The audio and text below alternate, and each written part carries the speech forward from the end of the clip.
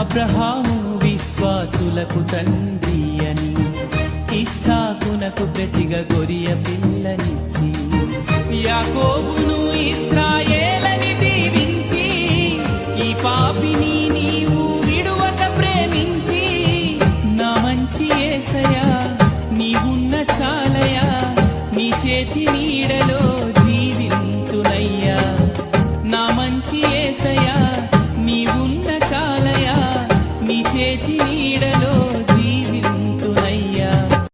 అబ్రహాము విశ్వాసులకు తండ్రి అని, ఇస్సాకునకు ప్రతిగా గొరియ పిల్లనిచ్చి, యాకోబును ఇశ్రాయేలు